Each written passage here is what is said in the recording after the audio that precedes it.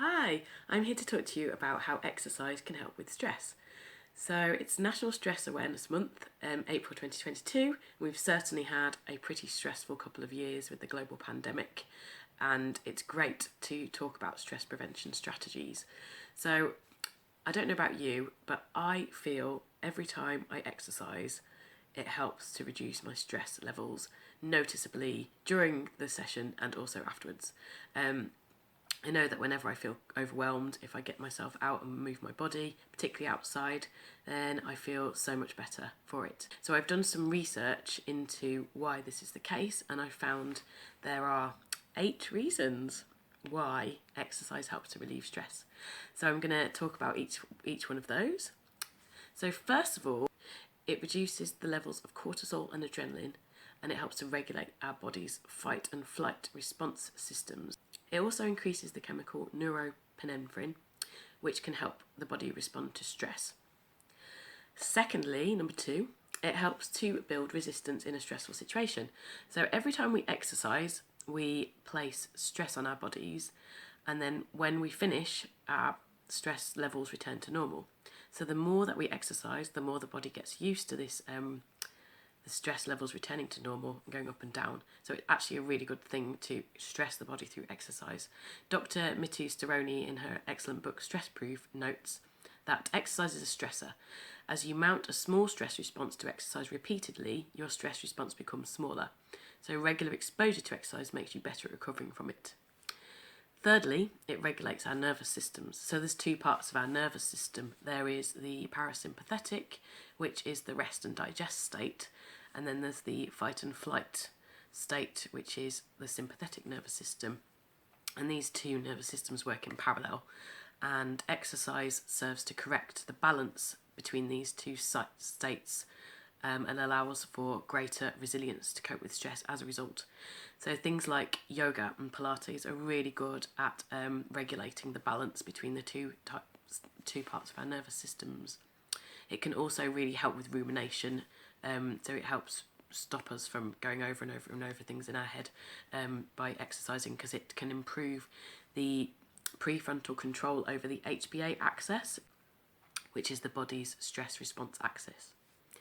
Fourthly, it activates the brain's reward system. So the reason it makes us feel so great is because we get an immediate boost of feel-good chemicals such as dopamine, endocannabinoids, norepinephrine and serotonin.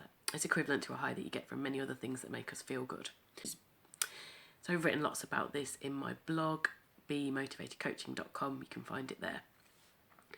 The 5th reason is that it improves blood flow to the brain, which immediately makes us feel better because we're getting more oxygen and essential nutrients directly to our brain, and we get a high from this.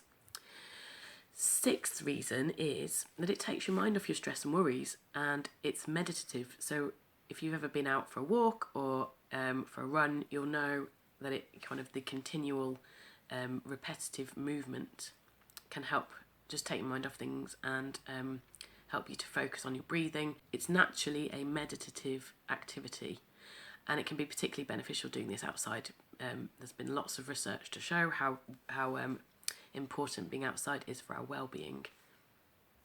The 7th reason is that it improves quality and duration of our sleep.